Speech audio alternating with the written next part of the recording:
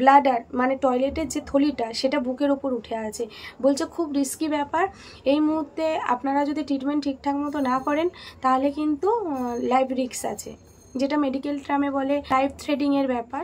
নমস্কার বন্ধুরা, তোমরা সবাই কেমন আছো? আশা করছি তোমরা সবাই খুব ভালো আছো, সুস্থ আছো। তো বন্ধুরা, আজকে একটা অন্যরকম ভিডিও নিয়ে তোমাদের কাছে চলে এসেছি। তোমরা পুরো ভিডিওটা দেখো, স্কিপ না করে। তোমাদের কাছ থেকে জাস্ট কিছু সাজেশন নেওয়ার জন্য। এতদিন ধরে তোমরা দেখেছো আমার হাজব্যান্ড তো অসুস্থ। এখানে কলকাতায় তো অনেক ডাক্তার দেখালাম, অনেকে অনেক রকমভাবে চিকিৎসা করলো, একজন এক এক রকমের চিকিৎসা করলো, তাতে আরও অসুস্থ হয়ে পড়লো আমার হাজব্যান্ড। সিদ্ধান্ত নিলাম আমরা ভেলোরে যাব। তো ভেলোরে যাওয়ার এই মুহূর্তে মানে আমরা সেই সিচুয়েশনের মধ্যে ছিলাম না, কিন্তু অনেক রিস্কের মধ্যে আমরা ভেলোর যাচ্ছি। তোমরা তো জানো কলকাতা ট্রিটমেন্টের সম্বন্ধে। তো আমি এখন এই সিচুয়েশনে দাঁড়িয়ে কি ট্রিটমেন্ট হয়েছে আমি এইসব ব্যাপারে যাব না। এখন আমি মেন আমার হাজব্যান্ডকে সুস্থ করতে হবে, তো সেই কারণে এখন এই ভিডিওটা করা। অ্যাকচুয়ালি এখানে ট্রিটমেন্টের কথা হয়েছে, এতগুলো ডাক্তার দেখিয়েছি, কোনো ডাক্তার রোগ ধরতে পারেনি, কিন্তু ট্রিটমেন্টও নিজেদের মতো করে গেছে। একরকম বুঝিয়ে আর একরকম ট্রিটমেন্ট করা, এরকম চলেই গেছে।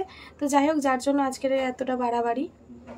তো এখানে আমি কারোকে কিছু বলবো না, এগুলো আমাদের কপালে ছিল। যাই হোক, কপালের ফের। জানি না কেন আমাদের সাথে এমনটা হয়। প্রথমে আমার ভাইকে দেখেছো যে একটা নার্সিংহোমে নিয়ে গিয়ে ট্রিটমেন্টের গাফিলতিতে কি হয়েছে, এখন ভাই ভালো আছে। যাই হোক, কিন্তু আমরা টাকা খরচা করছি, কিন্তু ট্রিটমেন্ট অ্যাকচুয়ালি গিয়ে আলটিমেট এইগুলো আমাদের কপাল। জানি না, এই মুহূর্তে কাউকে কিছু বলার নেই। বললেন আমাদের একটা মেডিসিনের ডাক্তার, আমরা যাকে আমি দেখিয়েছিলাম, আমার দেখানোর পর আমার ভালো লেগেছিল।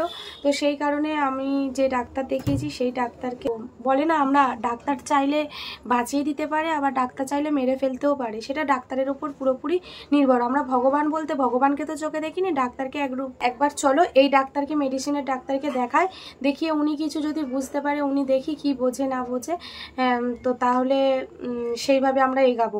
তো ফার্স্ট মেডিসিনের ডক্টর দেখালাম, ডক্টর দেখলেন, পেট তো ফুলেছিল। ডাক্তার দেখে বললো লাইফের ফার্স্ট টাইম আমি এমন একটা পেশেন্টকে দেখলাম।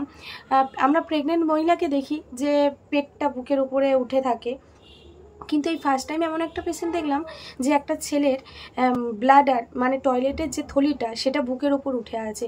বলছে খুব রিস্কি ব্যাপার, এই মুহূর্তে আপনারা যদি ট্রিটমেন্ট ঠিকঠাক মতো না করেন তাহলে কিন্তু লাইফ রিস্ক আছে, যেটা মেডিকেল টার্মে বলে লাইফ থ্রেটিংয়ের ব্যাপার।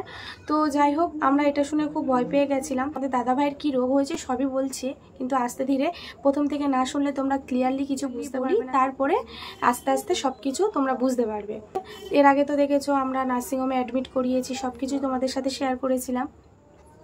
তারপরে আস্তে ধীরে মেডিসিনের ডাক্তার দেখলো, দেখার পর বললো ইমিডিয়েট ইউরিন টেস্ট আর ব্লাড টেস্ট দিল।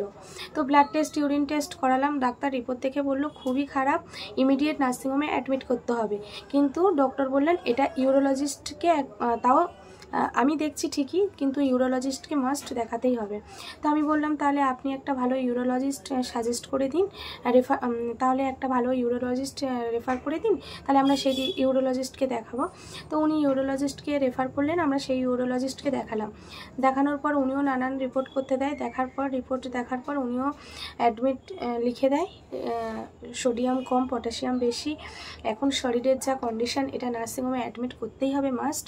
আর টয়লেটে যে জায়গাটা, যে ইউরিনটা হচ্ছে না, ইনফেকশন প্রচুরভাবে হয়ে গেছে। এখন অ্যাডমিট করা মানে 1-2 দিনের ব্যাপার না, ডক্টর বলছেন লাইফ টাইম ওকে ট্রিটমেন্টে রাখতে হবে। লাইফ টাইম বলতে এখন রিসেন্ট কতদিনে গিয়ে ওর রিকভারি হবে সেটা বলা যাচ্ছে না। মেডিসিনের মেন 3টে ডাক্তারের কাজ, 3টে ডাক্তার বলতে আছে মেডিসিন আছে, ইউরোলজিস্ট আছে আর নেফ্রো আছে, কারণ কিডনি দুটো কিডনি 50-50 ড্যামেজ। ডাক্তার বললেন যে এরকমভাবে যদি থাকতে থাকে 2 থেকে 3 মাস পর ভাইয়ের যে রোগটা হয়েছে তোমরা তো জানো, সেই রোগের দিকে আস্তে আস্তে এগিয়ে যাচ্ছে, মানে দিনের যে রোগটা হয়েছে সেই রোগটা আস্তে আস্তে ওই দিকেই যাচ্ছে, ওই লাইনেই গিয়ে হচ্ছে। তোমাদের দাদাভাই মানে ওর কি হচ্ছে, ওর শরীরের ভিতরে ইন্টারনাল ব্লিডিং হচ্ছে। এর আগে স্টোন বলেছিলাম, কিডনিতে স্টোন হয়েছে। স্টোন না, অ্যাকচুয়ালি মেডিসিনের ডক্টর যেটা ধরলেন সেটা হলো ইন্টারনাল ব্লিডিং হচ্ছে, ব্লাডগুলো ক্লব খেয়ে গেছে, সেই ক্লবগুলো ব্লাড ক্লবগুলো সেইগুলো কিডনির চারপাশে ছড়িয়ে গেছে। সেইগুলো যখন বেরিয়ে আসতে চাইছে, ওষুধ খাচ্ছে তো বেরিয়ে আসতে চাইছে, সেটা কি মূত্রথলি দিয়ে এসে বেরাতে যাচ্ছে কিন্তু বেরাচ্ছে না, সেটা ওই মূত্রথলির মধ্যে জমাট বেঁধে গেছে। সেই কারণে অ্যাকচুয়ালি টয়লেটটা বন্ধ হয়ে গেছে। তো এইভাবে টয়লেট জমে থাকতে থাকতে ইনফেকশন হয়ে গেছে, কিডনি করতে হবে। আর হ্যাঁ, যে ট্রিটমেন্টের কথা বলছি, ফার্স্ট মেডিসিনের ট্রিটমেন্ট 2 মাস 2.5 মাস কত মাসে গিয়ে শেষ হবে জানা নেই, সেটা ডক্টরও বলতে পারছে না। তারপরে গিয়ে ইউরোলজিস্টের ট্রিটমেন্ট শুরু হবে, সেটা কতদিনে গিয়ে শেষ হচ্ছে জানি না, শেষ হবে জানি না। তারপরে গিয়ে নেফ্রোর ট্রিটমেন্ট শুরু হবে। এবার নেফ্রোর ট্রিটমেন্টটা সব শেষে যখন শুরু হবে অনেকটাই কিডনির সমস্যা বেড়ে যাবে। তো সেই কারণে আমরা এখানে আবার ফের কি ওই যে মূত্রথলির মধ্যে যে ব্লাড ক্লবগুলো হয়ে রয়েছে, ওষুধের দ্বারাই হবে না, এখানে বলে দিয়েছে যে কনফার্ম যে এখানে সার্জারি করতেই হবে, সেটা মাইক্রো সার্জারি হোক আর ওপেন সার্জারি হোক। ওপেন সার্জারি করলে খারাপের দিকে যাবে, মাইক্রো সার্জারিটা করতেই হবে মাস্ট। সেই কারণে আমরা চারিদিকটা ভেবে চিন্তা ভাবনা করে সিদ্ধান্ত নিলাম ভেলোর যাওয়ার। তো আমরা ভেলোর যাচ্ছি, কালকে টিকিট কনফার্ম হয়েছে, সেই কারণে তোমাদের সাথে শেয়ার করতে আসলাম আজকে। কেননা তোমাদের সাথে শেয়ার করেছিলাম তোমাদের দাদাভাইয়ের অসুস্থতার ভিডিও, আমার ফ্যামিলিকে জানাবো না যে আমি কি সিদ্ধান্ত নিচ্ছি, এই মুহূর্তে আমরা কি করছি না করছি, আমাদের সিদ্ধান্তটা ঠিক কি না ভুল সেটা তো তোমরা ভালো বলতে পারবে। যাই হোক, কবে গিয়ে বাড়িতে আসবো জানি না। আমাদের 9 তারিখে ডক্টরের অ্যাপয়েন্টমেন্ট করা হয়ে গেছে, তো টিকিটও পাচ্ছিলাম না, টিকিটও সেইভাবে কনফার্ম হচ্ছিল না। টিকিট কনফার্ম করিয়েছেন, একটু টাকা বেশি লেগেছে ঠিক আছে, কিন্তু টিকিট কনফার্ম করিয়েছে কালকে জাস্ট। জানি না কবে আসবো কবে ফিরবো, এখানে কি হয়। এখানে তো অ্যাডমিশন মাস্ট বলেই দিয়েছে, কিন্তু ওখানে অ্যাডমিশন করতে হবে কিনা সেটা তো জানা নেই। যদি অ্যাডমিশন করতে হয় তখন যদি প্রয়োজন হয় সেরকম আমার শ্বশুরমশাই যাবেন এখান থেকে, আমাদেরকে বলে দিল। তো যাই হোক, এখন আপাতত আমি, তোমাদের দাদা ভাই, মাই তো যাবেই, আমাকে ছাড়া মাই থাকতে পারবে না, ওইটুকু বাচ্চাকে রেখে যাওয়াটাও পসিবল না। সেই কারণে মাইকে সাথে নিতে হচ্ছে, আর সঙ্গে মা যাচ্ছে, কারণ আমার তো ছোটাছুটি করতে হবে, তাহলে রেখে গেলে তো একজন আর কারোর কাছে রাখতে হবে। সেই বিশেষে মাকে নিয়ে যাওয়া, মা যাতে একটু ঘরে টুকিটাকি রান্নাটা অন্তত করতে পারবে বা মাইকে একটু দেখতেও পারবে। তো মা তো আর বাইরে ছোটাছুটি করে কিছু করতে পারবে না, যা করার আমাকেই করতে হবে। তো সেই কারণে আমরা 4 জনে, মানে মাইকে নিয়েই 4 জন, আমরা 3 জন যাচ্ছি। তো দেখা যাক কি হচ্ছে না হচ্ছে, সব কিছুই তোমাদের সাথে শেয়ার করব। আর প্লিজ তোমাদের মতামতটা জানিও যে এই মুহূর্তে আমাদের সিদ্ধান্তটা ঠিক নিয়েছে কিনা। আর আমার এক সাবস্ক্রাইবার বন্ধু, উনি কিন্তু অনেক দিন ধরেই বলছে, আমার দিদি বিশেষ করে ফোন করে করে সবসময় বলছে, এখানে বনু ট্রিটমেন্ট করিও না, তুমি ভেলোর নিয়ে যাও, ওখানে নিয়ে গিয়ে তুমি দাদাভাইয়ের ট্রিটমেন্ট করাও।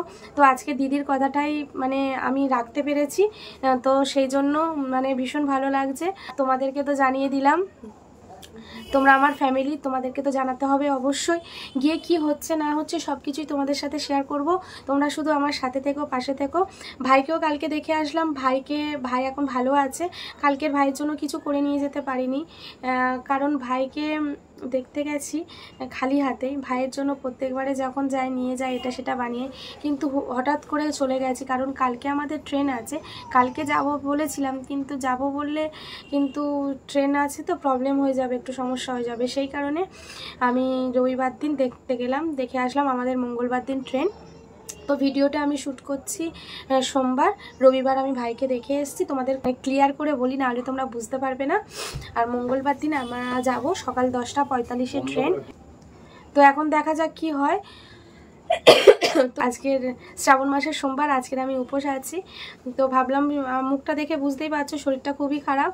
তো যাই হোক বন্ধুরা, আর ভিডিওটা বেশি বড় করব না, তো তোমাদেরকে জানালাম আমাদের সিদ্ধান্তটা। তোমরা প্লিজ কমেন্ট করে জানিও সিদ্ধান্তটা ঠিক নিলাম কি না। তো চলো বন্ধুরা, আজকের মতো ভিডিওটা আমি এখানেই শেষ করছি। দেখা হবে নতুন কোনো ভিডিওতে, ততক্ষণ তোমরা সুস্থ থেকো, ভালো থেকো। তো চলো, টাটা, গুড নাইট।